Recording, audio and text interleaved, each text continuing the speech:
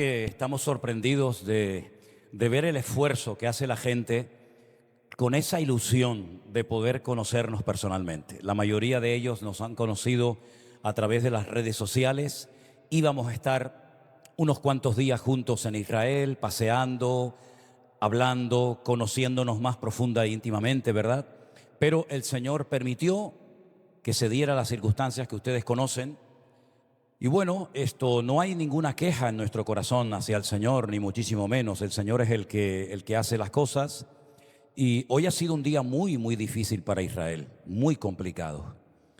Han pasado ya más de 400 días desde que pasó la desgracia del día 7 de octubre y todavía hay más de 100 personas que se espera y se está orando para que pronto sean liberadas, pero no se sabe exactamente cuántos todavía están con vida, porque ha pasado más de un año y las condiciones en las que han salido, los que lograron salir en algunos intercambios que hubo y eso, pues contaban cosas tremendas, ¿no?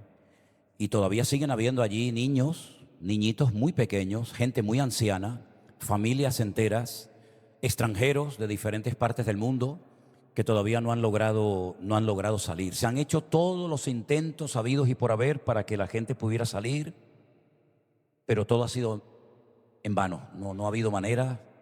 Y imagínense las familias, los padres, las madres, los abuelos, los amigos, ¿verdad? Destrozados de no saber si tu hija está viva, si está muerta, si están comiendo, si están pasando frío, hambre, sed, en fin, tantas y tantas cosas que pueden pasar por la mente, ¿no?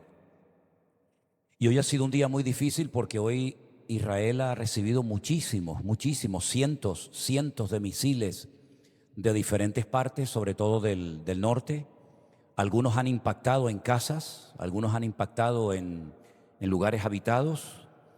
Y bueno, gracias a Dios, a la misericordia del Señor y a las defensas y a las medidas preventivas que toma la gente refugiándose en esos refugios que algunos tienen en su casa o en la zona donde viven, hoy podían haber perdido la vida muchas personas, probablemente cientos o miles. Y es un país que está pasando un momento muy complicado, un momento muy difícil. Y yo siempre pienso en los hermanos. Conocemos a muchísimos hermanos, muchos hermanos. Siempre me gusta, lo hicimos en el primer grupo, lo hubiéramos hecho también en el segundo y en el tercero con ustedes. Invitar a hermanos de diferentes congregaciones, hermanos que tienen allí también ministerios de ayuda social, de ayuda humanitaria, de ayuda espiritual, para que ustedes los conozcan a ellos, para que ellos también sean consolados con vuestros abrazos y vuestras palabras y en fin, con vuestra presencia. Y hay que orar mucho al Señor, para que el Señor ponga su mano sobre todo en su pueblo y para que todo esto ablande los corazones. Todavía hay mucho corazón endurecido, todavía hay mucha gente enfadada con Dios, todavía hay mucha gente que no entiende que Dios es el que controla la historia y que a veces ocurren cosas duras y difíciles, pero todo tiene un propósito y una razón de ser, aunque no se entienda en el momento, ¿no? Así que por favor pido vuestras oraciones por todos nuestros hermanos, las iglesias, los pastores. Uno de los pastores de Israel, concretamente de la ciudad de Beersheba, donde vivía Abraham, pues estará con nosotros, Dios mediante, en el congreso del próximo año, en el Escorial, el hermano Eduardo. Él no sé si vendrá con su esposa, en principio él me ha confirmado que va a venir. Y él tiene una empresa, es un tour operador con el cual también trabajamos en estos viajes que hacemos, y vamos a poner un stand con mucha información y con muchas cosas de Israel para que ustedes también puedan disfrutar en esos días, ¿no? Ya prácticamente creo que están todas las plazas cubiertas. Yo siempre le insisto a Saray, ¿hay alguna plaza más? ¿Hay algún hueco? Pero parece que está todo ya cubierto. Entonces ya llevamos 4 años llenando los lugares que hemos alquilado. Los 2 primeros años fueron en Toledo. El tercer año, este año, fue en Alicante.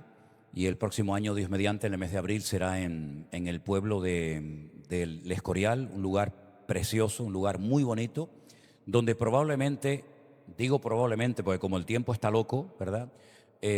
Habrá frío y tendremos que ir abrigaditos, sobre todo por las mañanas y por las noches. Me han dicho que la comida va a ser mejor que la de este año, así es que tranquilos. Y si no, llévense en las maletas chorizo, jamones, pan, llévense embutido, por si acaso. Tenemos que ir con un plan B, por si acaso. Y nos dices el número de habitación donde te hospedas para hacerte una visita nocturna. Bueno, hermanos, los niños pueden pasar a sus clases ya, por favor, ¿sí? Los demás nos vamos a quedar aquí y les voy a invitar que vayan abriendo sus Biblias por el hermoso libro de Josué.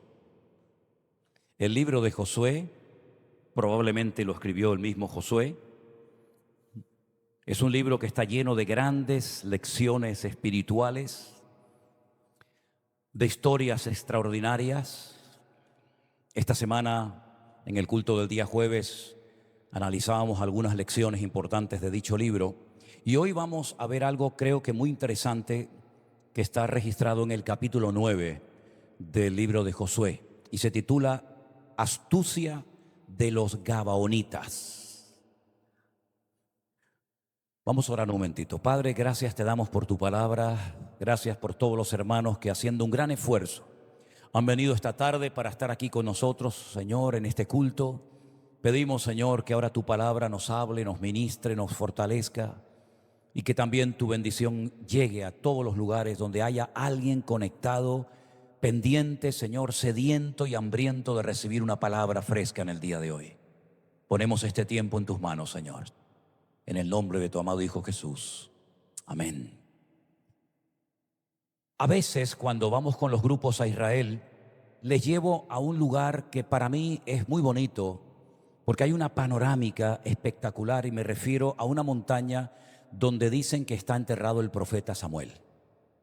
Allí arriba, en lo alto de esa montaña, ya digo, hay una panorámica muy bonita de diferentes partes y también al fondo se puede ver la ciudad de Jerusalén. Y ese edificio está dividido en dos. Una parte es una mezquita musulmana que se puede visitar y la otra parte es una sinagoga donde abajo, bajando las escaleras, siempre allí hay gente orando, leyendo la palabra, en la tumba del profeta Samuel. Cuando está abierta la puerta y nos dejan subir, subimos una escalera muy empinada y llegamos al techo de ese edificio. Y caminamos por la azotea y allí hay muchas cosas que explicar. Y una de las cosas que le digo, mira, allí enfrente, en ese valle, muy cerca de donde estamos nosotros, está Gabaón. Gabaón era el lugar donde Salomón recibió la visita nocturna del Señor y le dijo, pídeme lo que quieras y yo te lo daré. Y fue el lugar donde él le pidió al Señor, como todos sabemos, sabiduría, ¿verdad? En ese lugar, él ese día había sacrificado 1000 bueyes, porque era el lugar alto. Aún no estaba el templo de Jerusalén construido, por lo tanto, cualquier lugar alto servía para ofrendar al Señor o para levantar un altar. Y en ese lugar, en Gabaón, desde el balcón, se puede ver abajo un territorio que era de donde vinieron estos personajes que vamos a leer ahora, los Gabaonitas. Se llaman así Gabaonitas porque eran de Gabón. Y es interesante que en el versículo 1 la historia comienza diciéndonos lo siguiente. Cuando oyeron estas cosas todos los reyes que estaban a este lado del Jordán, así en las montañas como en los llanos y en toda la costa del mar grande, delante del Líbano, los heteos, amorreos, cananeos, fereceos, heveos y jebuseos se concertaron para pelear contra Josué e Israel. A mí me llama mucho la atención ese versículo, porque no es que se juntaron todos los reyes, que luego entre ellos se mataban y se peleaban, sino que se unen porque tienen un enemigo enfrente al cual también ellos odian, y se unen simplemente para unir fuerzas. Pero no solamente en esta ocasión van a pelear contra Israel, sino van a pelear también contra Josué. Y es que yo creo que, y es una opinión personal, que el diablo tiene como una especie de agenda, ¿no? Una especie de lista negra, donde tiene nombres de personas que le causan problemas, personas que le causan bajas en su ejército, personas que por su ministerio, por su testimonio, por su influencia, el diablo quiere eliminarlos. Y Josué era uno de ellos. Josué era una persona muy utilizada. Él fue el sucesor de Moisés. Y en esta ocasión dice que los reyes querían ir a pelear contra Israel, pero también querían quitar de en medio y querían eliminar a Josué. Y entonces dice aquí que los moradores de Gabaón, cuando oyeron lo que Josué había hecho a Jericó y a Jai, es decir, las noticias volaban, se oía de las grandes victorias, de las grandes conquistas de Josué. Y entonces dijeron, vamos a unirnos, porque si no nos unimos, vamos a ser destruidos. Ahora, lo interesante es que los gabaonitas no fueron a pelear contra las tropas del general Josué, sino que utilizaron otro sistema. No todos los enemigos que peleaban contra Israel utilizaban siempre la misma técnica. Había enemigos, por ejemplo, que te atacaban por la espalda, como por ejemplo Amalek, que siempre buscaba a los más débiles, a los que iban rezagados, a los que no podían seguir el ritmo de los demás, ancianos, niños, gente enferma. Y ellos se caracterizan por ser un enemigo traicionero, un enemigo que no lo ves venir, pero cuando te das cuenta ya se te metió dentro, y es que es el que te ataca por la espalda.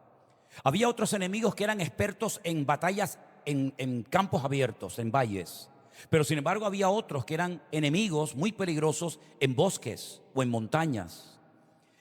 Hay en el Antiguo Testamento también la historia de cuando un rey contrata a un pseudo profeta llamado Balaán para que maldiga al pueblo de Israel. Él no va a pelear cuerpo a cuerpo, sino que él quiere emplear otra técnica. Él quiere recurrir al mundo espiritual, a los demonios, ¿verdad?, para impedir las conquistas del pueblo de Israel. Y no solamente hace eso, sino que además organiza orgías en el desierto y lleva un montón de muchachas para que seduzcan a los soldados del pueblo de Israel y los hagan caer en pecado.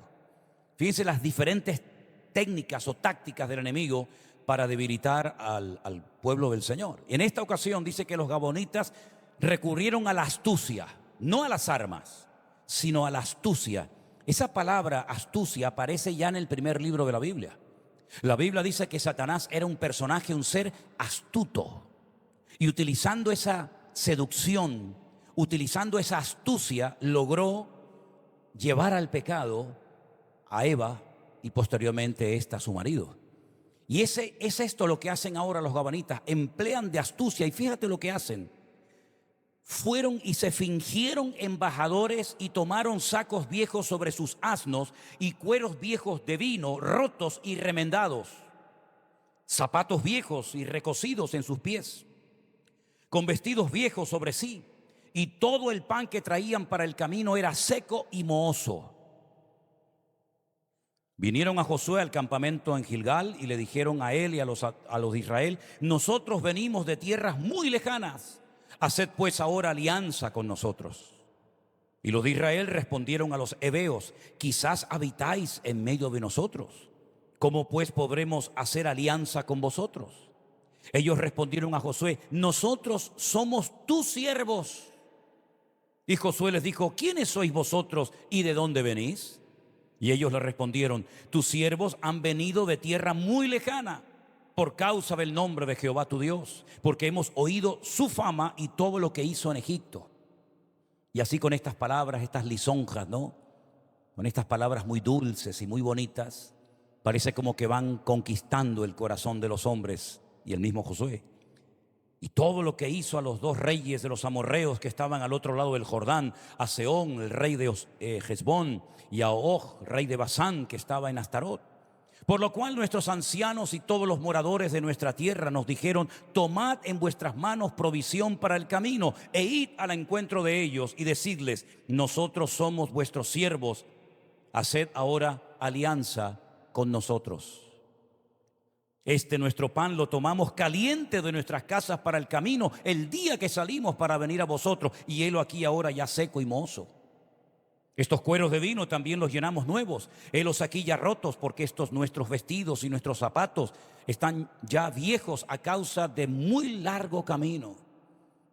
Y los hombres de Israel tomaron de las provisiones de ellos y no consultaron a Jehová. Si leemos el resto de la historia, Israel cayó en la trampa, incluido Josué. Josué dijo: bueno, nosotros tenemos orden de no pactar, de no hacer alianzas ni amistad con las naciones que se han apoderado del territorio que nuestro Dios nos ha prometido dar a nosotros y a nuestros descendientes. Pero bueno, al fin y al cabo esta gente viene de tan lejos, ¿qué peligro puede haber? No son uno de nuestros vecinos, no son uno de nuestros enemigos que o se rinden o los tenemos que expulsar. Así que pactemos con ellos. Y dice que tomaron de sus provisiones, así hicieron alianza con ellos, les perdonaron la vida y les juraron que no los matarían. Pero dice en el versículo 16 que pasados 3 días después de que habían hecho alianza con ellos, oyeron que eran sus vecinos y que habitaban en medio de ellos. Y salieron los hijos de Israel al tercer día, llegaron a las ciudades de ellos, y sus ciudades eran Gabaón, Cafira, Berot y Kiriat Jearim. Y no los mataron los hijos de Israel, por cuanto los príncipes de la congregación les habían jurado por el Jehová, el Dios de Israel. Y toda la congregación murmuraba contra los príncipes.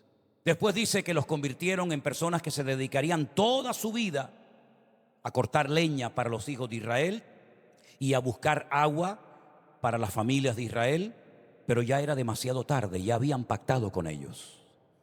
Y todo esto no se debe simplemente a la astucia que emplearon los gabaonitas, que como cualquier inconverso, impío o pecador actuaron para salvar su vida. El error no estuvo en eso. El error estuvo en lo que dice el final del versículo 14, y no consultaron con el Señor. Y por no consultar con el Señor, por no decir, esperen un momento, vamos a orar, no los conocemos a ustedes de nada, no sabemos si nos están diciendo verdades o mentiras, vamos a esperar un tiempo, unos días, y después nos reunimos y hablamos. No consultaron al Señor. Se precipitaron, les perdonaron la vida, les juraron que no los tocarían, y a los 3 días se enteran de que han cometido el peor error de su vida. Y ya no los podían matar, porque empeñaron su palabra, y la palabra en aquel tiempo, no como hoy en día, tenía un peso. Durante toda nuestra vida nosotros tendremos que tomar continuamente decisiones. Decisiones que nos pueden ayudar a avanzar o decisiones que nos pueden ayudar a quedarnos estancados y a retroceder mucho en el camino que hemos ganado para el Señor. Decisiones que van a fortalecer nuestra fe o van a traer ruina a nuestra vida.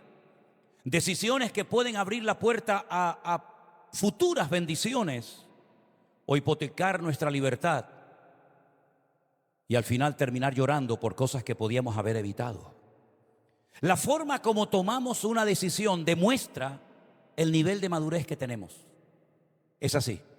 Así como dije en su momento que las pruebas son proporcionales a nuestro nivel de madurez, la forma como tú reaccionas ante una oferta, ante un puesto de trabajo, ante una futura relación o lo que sea, demuestra en cierto sentido qué tipo de nivel espiritual hay actualmente en tu vida.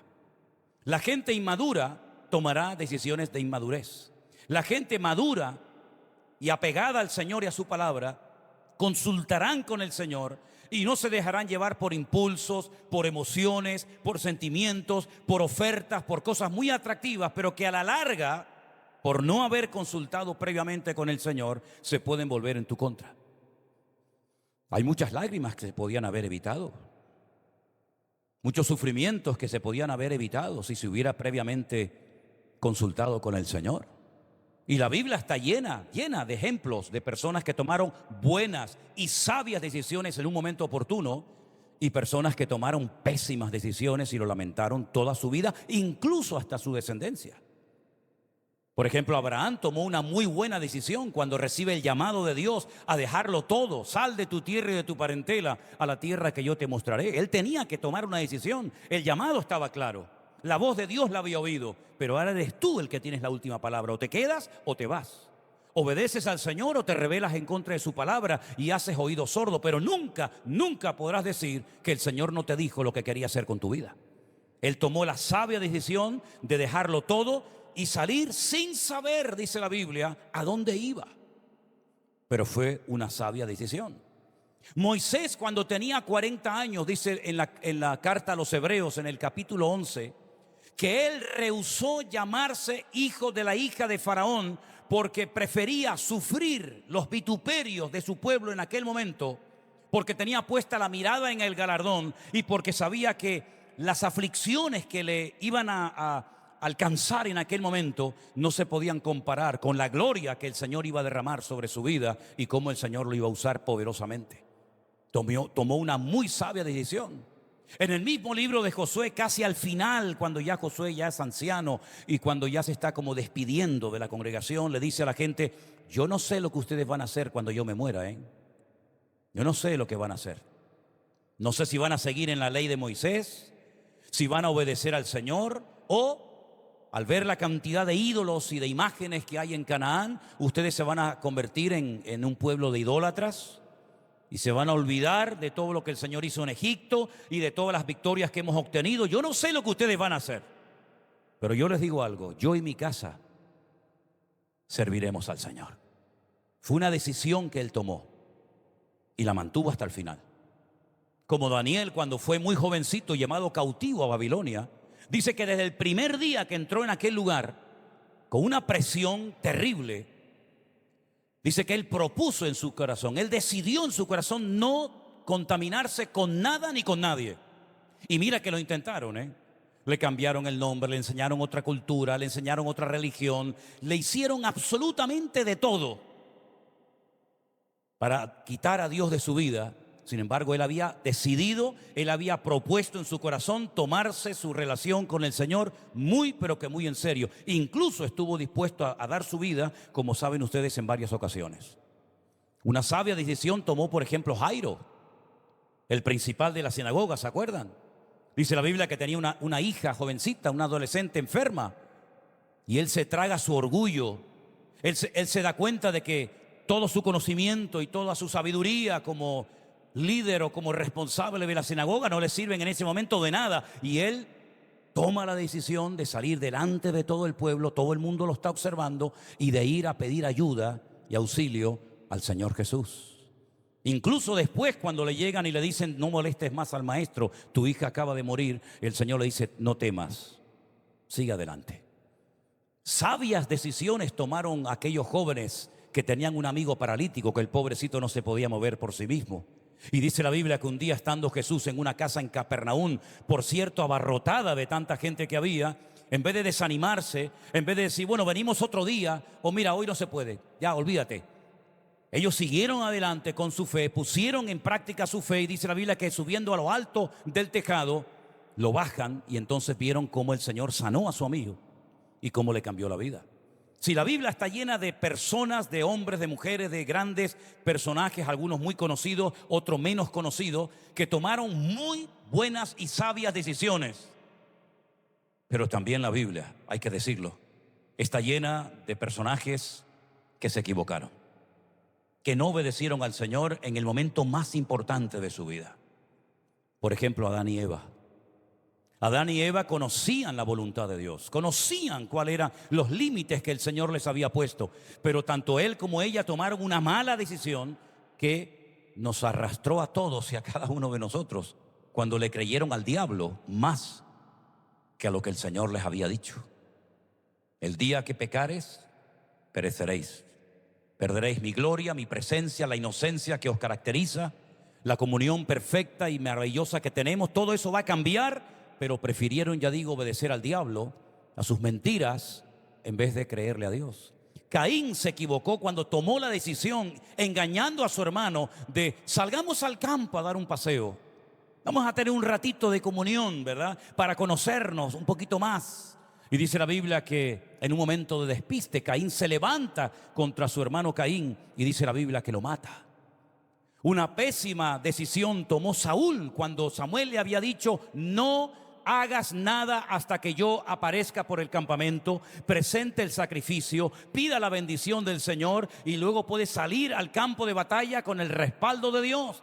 Y dice la Biblia que viendo que Samuel tardaba y no venía, y algunos soldados se ponían nerviosos, y viendo a los filisteos que cada vez se le acercaban más, él dice: bueno, mira, Samuel no viene, ¿qué más da?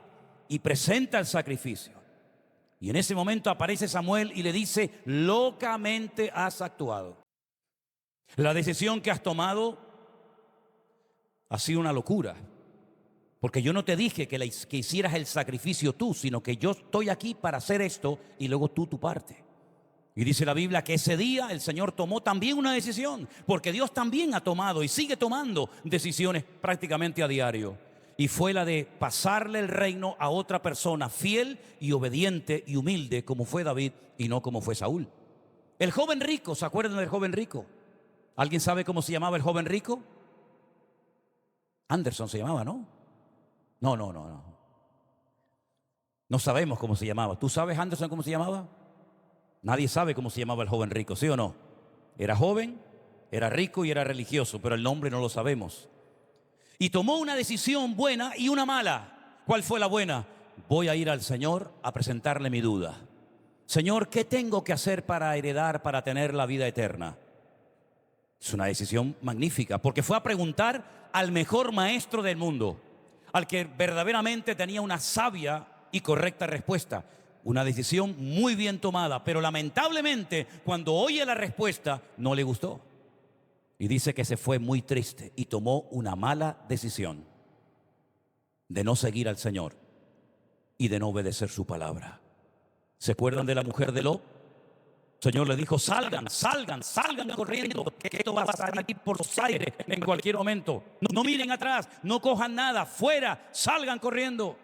Ya el error había comenzado en su marido cuando probablemente presionado por sus hijas y por su esposa, ellas querían ir a vivir a la ciudad. Eso de vivir en el campo, en lonas, entre cabras y ovejas, eso con ellas no iba eso. A ellas les gustaba el Carrefour, el Corte Inglés, tener todo a mano, ¿no? Eso era antes, hoy en día es diferente, ¿verdad?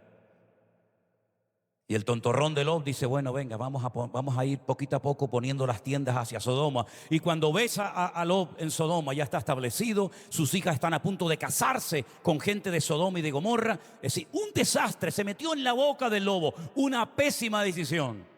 Se equivocó, tal vez por la presión familiar. Pero al final obedeció al Señor saliendo, pero su esposa dice que a espaldas de él tomó una decisión pésima, horrible, y fue la de echar una última miradita. Miró atrás y ¿qué pasó? Se quedó convertida en una estatua de sal.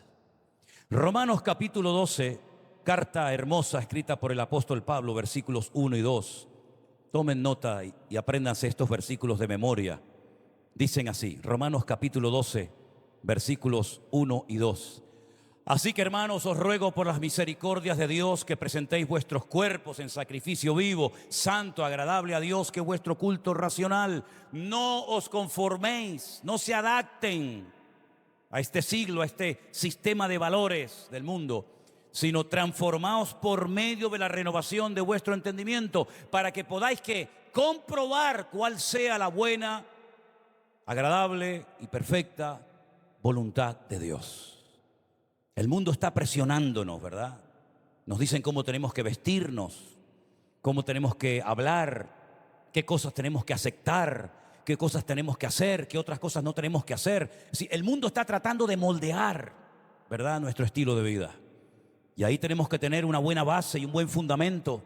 Y sobre todo le decía a un pastor que vino el otro día por aquí, estuve hablando un ratito con él, y le decía, tú sabes que hay una proporción alarmante y preocupante de jóvenes que fueron criados en la escuela dominical, de niños, desde chiquititos fueron criados en la iglesia, fueron a campamentos, a retiros, se saben muchas historias de la Biblia de memoria, que cuando van al instituto con otros muchachos de su edad, o cuando van a la universidad, muchos, no sé lo que les pasa, que después no quieren saber nada de la Biblia, ni de la iglesia, ni de Dios, ni de nada.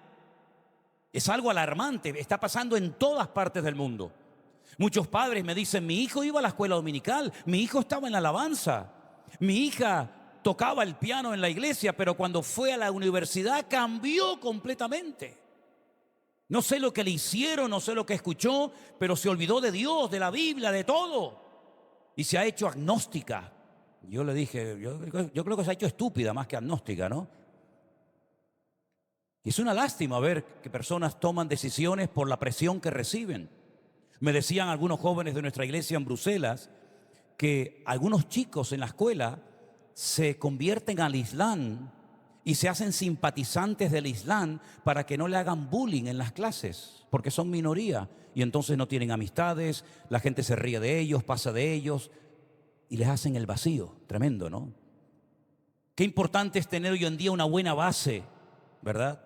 Desde el hogar, que lo reafirma el joven o el niño en la iglesia, para que cuando llegue el momento de la presión, que va a llegar, nuestros hijos algún día van a ser tentados. Nuestros hijos un día van a ser probados en cuanto a su fe, que puedan dar la talla y presentar con mansedumbre y reverencia respuestas adecuadas en cuanto a la fe que ellos tienen en su corazón, pero sobre todo informarnos y estar seguros de que nuestros hijos han nacido de nuevo. Porque si no han nacido de nuevo, si no han tenido un encuentro, una experiencia personal con Cristo, lo que tienen es la cabeza llena de historias de la Biblia, que se las saben de memoria, porque las han oído desde chiquititos, pero nunca han tenido un encuentro personal con el Señor. Y eso es lo que tenemos que averiguar. ¿Tú has entendido el Evangelio, hijo? ¿Tú lo has entendido? Porque le decimos, tienes que leer la Biblia. ¿Oraste? Es como decimos, ¿te lavaste los dientes? ¿Sí? ¿Te peinaste? ¿Sí? ¿Leíste la Biblia? ¿Oraste? Parece como que entra todo dentro de, ¿verdad?, de un programa. Pero realmente estamos seguros y convencidos de que ese niño que ha asistido a la iglesia toda la vida realmente ha nacido de nuevo y ha entendido el Evangelio. Eso es lo que tenemos que preguntarles, porque eso es lo que les va a salvar cuando venga el fuego de la prueba a sus vidas.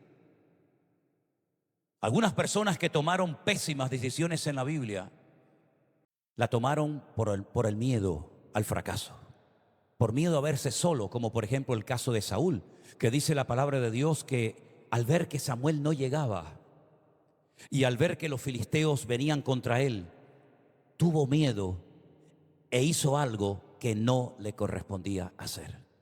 Y en la vida cristiana tienes que andarte con ojo, y te voy a decir por qué. Porque hay cosas que en el primer año, los primeros 2 años, vamos a decir, y no más, de tu conversión, de tu andar con Cristo, entre comillas, te puedes permitir ciertos lujos. Pero hay un momento en el que si te quieres plantear seriamente tu relación y tu crecimiento espiritual delante del Señor, hay cosas que ya no puedes hacer. Ya no puedes hacer. La palabra del Señor nos enseña que todo nos es lícito, pero no todo conviene. El consejo de la Biblia es examinarlo todo y retener lo bueno.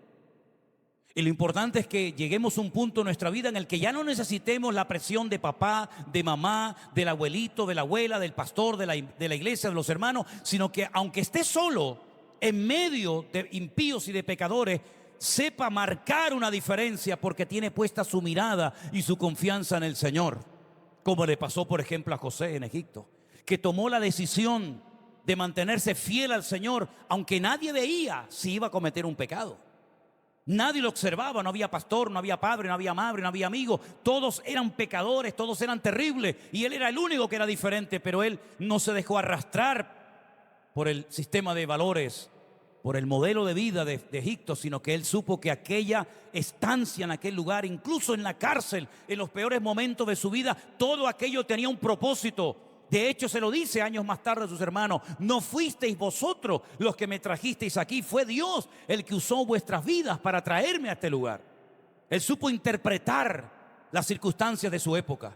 Él supo entender a Dios en medio del dolor. Él descubrió a Dios en medio de la angustia y de la soledad. Y no tenía iglesia, no tenía pastor, no tenía un Nuevo Testamento, no tenía una radio, no tenía nada, pero tenía a Dios en lo más profundo de su corazón. ¿Cuántos dicen amén? Y por eso es muy importante que no le demos lugar a las emociones, que no le demos lugar al miedo, a la angustia, a la preocupación, a la presión de la vida, sino que le demos lugar única y exclusivamente al Señor y a su palabra, obrando y operando dentro de nuestros corazones. Una mala decisión, como no consultar a Dios, trajo una tragedia nacional. Los gabonitas se infiltraron en la vida del pueblo. Seguramente después se terminaron casando unos con otros, cosas que en aquel momento no se podía hacer. Y todo fue porque no consultaron con el Señor. Ahora piensa tú, ¿en cuántos errores has cometido en tu vida porque no consultaste con el Señor? Ahora la pregunta es: ¿por qué hay algunos creyentes que no oran pidiéndole al Señor: Señor, ¿cuál es tu voluntad? ¿Saben por qué? Yo creo que hay creyentes que no oran porque a lo mejor la respuesta de Dios no les va a gustar. Y como saben lo que Dios les va a decir, que es un no rotundo, prefieren hacerse el tonto y no consultar con el Señor. Y si Josué, un gran hombre de Dios, fue engañado por los gabaonitas, fíjate tú dónde quedamos tú y yo, si no consultamos nuestras acciones y nuestras decisiones con el Señor. A veces nosotros creemos que siempre vamos a estar con la misma salud, con la misma fuerza, con la misma vitalidad, y no nos damos cuenta de que la vida nos va cambiando a todos, pero Dios siempre sigue siendo el mismo. Y Él lo que quiere para tu vida y para mi vida y para la vida de todos y cada uno de nosotros, ¿saben lo que es? Lo mejor. ¿Cuántos dicen amén? Lo mejor, hermanos, créeme, lo mejor. Él ve el futuro, yo no lo veo, yo no lo conozco. Yo no sé lo que va a pasar dentro de una hora, pero Él que lo sabe, que lo ve y que lo entiende todo, a veces cierra una puerta, aunque tú digas, pero Señor, ¿por qué? He orado con fe, he pedido con fe, pero no has buscado la genuina voluntad de Dios para tu vida. Y a veces la voluntad de Dios puede ser, nos ha pasado a todos, no coincide con la tuya. Pero nuestra voluntad se puede equivocar, ¿sí o no, hermanos? Pero la voluntad de Dios, la hemos leído esta tarde, es santa, es agradable, es perfecta. Miren cuál era la voluntad del Padre para su Hijo Jesús, ir a la cruz a morir. Jesús dijo, pasa de mí esta copa, Padre, mas no se haga mi voluntad, sino la tuya. Y la voluntad del Padre es que fuera una cruz a morir. No era que se fuera de vacaciones, no es que se fuera a otro lugar y pasara del sufrimiento y del tormento que le esperaba, sino la voluntad del Padre en aquel momento era la muerte de su Hijo, porque era la única manera de redimir a la raza humana de sus pecados. Pero el Hijo no fue a regañadientes ni quejándose contra la voluntad del Padre a la cruz, sino que fue, dice, con gozo, y fue obediente hasta la muerte, y muerte de cruz. Y entonces, viendo la actitud de sometimiento, de humildad, de dependencia del Hijo al Padre, el Padre le dio después un nombre que es sobre todo nombre, para que en el nombre de Jesús se doble toda rodilla y toda lengua confiese que Jesucristo es el Señor, para gloria de Dios el Padre. ¿Cuántos dicen amén?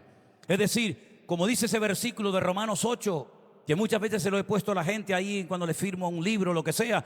Tengo por cierto que las aflicciones del tiempo presente no son comparables con la gloria venidera que en nosotros ha de manifestarse. Hay gloria después de la cruz, hay vida después de la muerte, hay bendición después del sufrimiento, pero hay que ser obediente y no tener miedo de consultar previamente cualquier cosa con el Señor, porque nosotros nos podemos equivocar. Pero nuestro Dios es perfecto y repito, Él tiene lo mejor para todos y para cada uno de nosotros. Me llama la atención este personaje que admiro tanto como es el rey David. Todos lo conocen, ¿verdad? David era un hombre de guerra, era un experto. Él sabía cómo había que atacar, cómo había que organizar una batalla. Él sabía cuáles eran los puntos débiles del enemigo. Él sabía perfectamente cómo atacar a los amorreos, a los filisteos, a todo el mundo. Pero dice la Biblia que cada vez que iba a la guerra, consultaba con el Señor. Y fue un día a pelear contra los filisteos, previamente había consultado con el Señor, y el Señor le dijo, vete porque la victoria está garantizada. Y fue, y tiempo más tarde, fue a pelear otra vez contra los mismos enemigos, y dice que otra vez, nuevamente, volvió a consultar con el Señor para ver si era o no la voluntad de Dios que fuera a pelear contra los filisteos en aquel momento. Esa costumbre hay que desarrollarla en nuestra vida. No actuar por impulsos, sino decir, Señor, ¿tú estás en esto? ¿Esto viene de parte tuya? Porque suena muy bonito, ¿eh? Es muy atractivo, ¿eh? Esto no se lo ofrecen a cualquiera. Pero Señor, tú que ves más allá de lo que ven mis ojos, ¿tú estás de acuerdo con esto? ¿Me conviene a mí y a los míos el tomar esta decisión, el cambiar de este trabajo, el cambiar de vivir aquí a irme a vivir allá? No voy a decir casarme con esta o con aquella, no, si eso no, porque eso tienes que tenerlo bien claro, ¿no? Pero hay muchas decisiones que tienes que tomar a diario. Hay gente aquí que a lo mejor está pensando en cambiarse de trabajo porque te han ofrecido más dinero, un mejor horario. ¿Y eso es de Dios seguramente? Ojo, si es de Dios, amén. Pero ¿y si no es de Dios? ¿No será mejor ganar menos, pero estar en el lugar indicado por Dios, que ganar más y estar fuera de la voluntad de Dios? ¿O tú lo que quieres y lo que te mueve es el billetito? Porque si el diablo sabe que a ti lo que te mueve es el billetito, mañana te van a venir a ofrecer un trabajo espectacular. Porque sabe que esa es tu debilidad. Y el diablo va a utilizar siempre tu debilidad para llevarte a su terreno. ¿Saben quién es el ser más astuto de todo cuanto existe en el planeta Tierra? ¿Quién? Satanás, el diablo. Ese sí que sabe ser astuto. Ese es capaz hasta de manipular la Biblia, de utilizar hasta la Biblia para seducir nada más y nada menos que al mismísimo Señor Jesucristo. Cuando él vio en el desierto que el Señor había decidido no pecar, él había decidido agradar al Padre y él no tenía que demostrarle a nadie nada, porque ya el Padre días atrás había dicho, el día de su bautismo en el río Jordán: este es mi Hijo amado, en el cual tengo complacencia. Y ahora viene y si eres el Hijo de Dios, dile a estas piedras que se conviertan en pan. Es que yo ya sé que soy el Hijo de Dios, porque primeramente lo sé, y segundo lugar, mi Padre ya ha hablado y ya lo ha dicho. Pero así que yo no tengo que demostrarte a ti nada. Pero fíjate cómo el diablo en esas tentaciones, hay un momento que cita un texto bíblico, pero el Señor sabe que lo está sacando de su contexto para hacerlo pecar. Y hay personas que han tomado decisiones equivocadas utilizando textos de la Biblia. Y esto es muy delicado y muy peligroso. Porque dicen, no, es que yo leí la Biblia y el Señor me habló. ¿Dónde te habló? ¿Qué te dijo? No, me dijo esto y aquello, pero un momento. Esa palabra, ese versículo que leíste, ¿cómo sabes que era para ti? Bueno, es que, no sé, toda la Biblia es para nosotros. No toda la Biblia es para nosotros. En la Biblia también el diablo habla. Hay muchas veces que el diablo habla en la Biblia y las palabras que el diablo habla no son para mí. Tengo que analizarlas y decir, no, esto lo dijo el diablo. No moriréis. Eso está en la Biblia, sí, pero ¿quién lo dijo? Lo dijo el diablo. Pero el Señor dijo, el alma que pecare, esa morirá. Entonces, ¿qué quedamos? Tienes que saber discernir a quién se le dijo esa palabra, por qué se le dijo esa palabra. Si es una profecía, si es una promesa, si es algo que tiene que ver con una persona en particular, o es una promesa genérica. Si es algo que tiene que ver con una persona, con un pueblo, o tiene que ver con el pueblo de Dios hoy en día. Es decir, no vayas por la Biblia jugando al Team Marín de Ospincué, Cucaramá, y fue aquí el Señor me habló, porque a veces hay gente que he conocido que ha tomado decisiones equivocadas y se basan en la Biblia, que la Biblia les habló, y la Biblia no les habló, sino que ellos entendieron que Dios le estaba diciendo lo que no le estaba diciendo. Y para eso está la madurez. Y si te haces un lío con todo esto, pues hay una cosa que en la Biblia se llama pedir consejo y ayuda. ¿Cuántos dicen amén? Pedir consejo y ayuda. En la multitud de los consejos, ¿qué dice la Biblia? Está la sabiduría.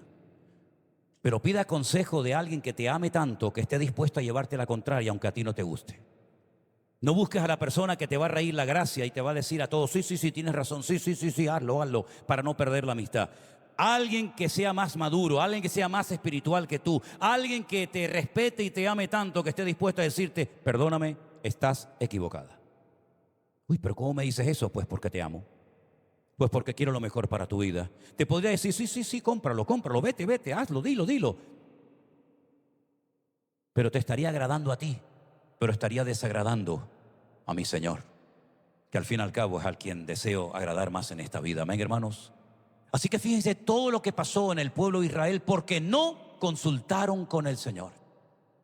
Si hubieran orado, si hubieran dicho, Señor, verdaderamente esta gente viene de tierras lejanas, verdaderamente es verdad que salieron con pan caliente y mira cómo viene el pan y mira cómo viene la ropa y mira cómo llevan los vestidos y los zapatos, verdaderamente es verdad lo que nos están diciendo. Les faltó consultar a Dios y les faltó algo que necesitamos urgentemente desarrollar y cultivar como nunca antes en la vida, y lo digo muy en serio, la iglesia hoy en día, y es discernimiento espiritual. ¿Cuántos dicen amén?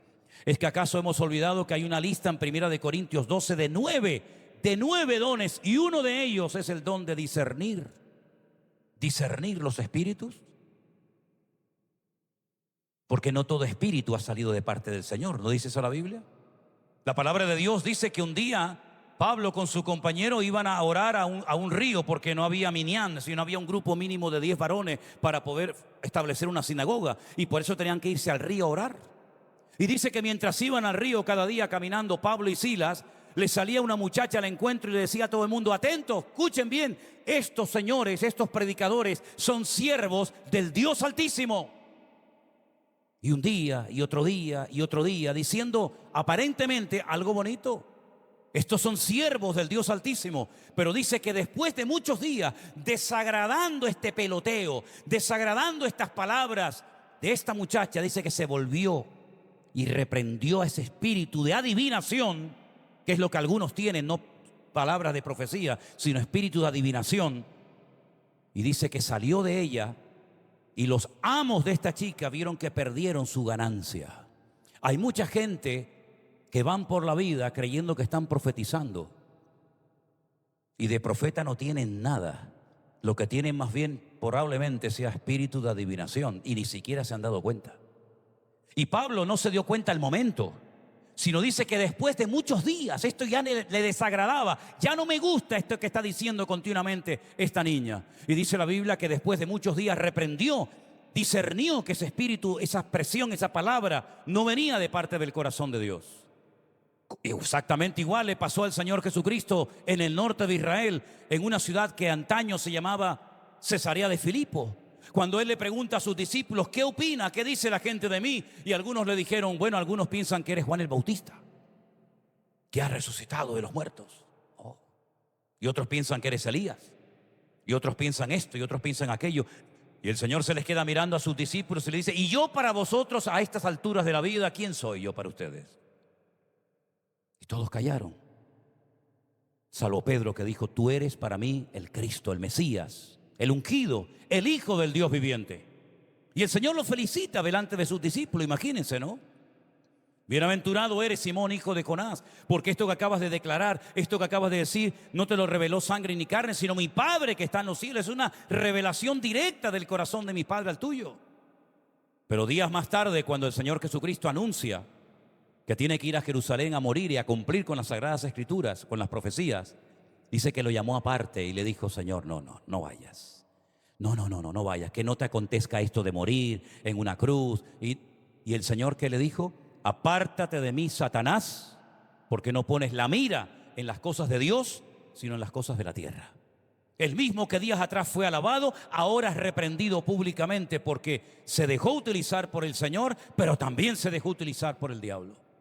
Y como dice la Biblia, de una misma fuente no puede salir agua dulce y agua salada al mismo tiempo. De una misma fuente no puede salir agua fría y agua caliente. Así tiene que ser nuestra boca y nuestro corazón delante del Señor, ¿verdad? Y por eso es muy importante que nosotros siempre le digamos al Señor: Señor, enséñame a hacer tu voluntad y a gozarme en tu voluntad y a esperar en tu voluntad. Porque a veces el Señor, entre comillas digo esto, puede tardar un poquito, ¿no? Más de la cuenta, en respondernos a una oración. Pero no te preocupes, el Señor es galardonador de los que le buscan. Porque al Señor le agrada a la gente que aprenden a esperar en Él y a consultar con Él. Siempre las personas cuando oran y esperan en el Señor, esa gente siempre es recompensada de una u otra manera por el Señor. Así que mi palabra final en esta tarde, en este mensaje, es: aprendamos a consultar todo en la vida con el Señor. No vayas de listo. No, yo no tengo que decirle nada a nadie ni preguntar. No vayas de listo, porque te puedes meter un leñazo que te puede pesar toda la vida. Por no consultar con el Señor se le metió el enemigo en casa. Como estas hermanitas que abren su casa a cualquiera. Y abren su casa a gente que no conocen de nada y luego tienen unos líos que para sacarla les cuesta un riñón. O estas personas que dicen: no, yo me voy a cambiar de trabajo. No, yo me voy a cambiar de iglesia. No, yo me voy a cambiar de país. Y después resulta que lloran lágrimas de sangre porque tomaron decisiones en la carne precipitadamente sin consultar previamente con el Señor. Cierra tus ojos en esta tarde, mi querido hermano, ahí donde estás, por favor. Y pidámosle junto al Señor en el día de hoy: Señor, ayúdame, aleluya, ayúdame, Señor, ayúdame, Señor, ayúdame, Señor, a esperar en ti, Señor. a no tener prisas, a depender de ti permanentemente, Señor. Aleluya. Oh, bendito sea tu nombre, Dios.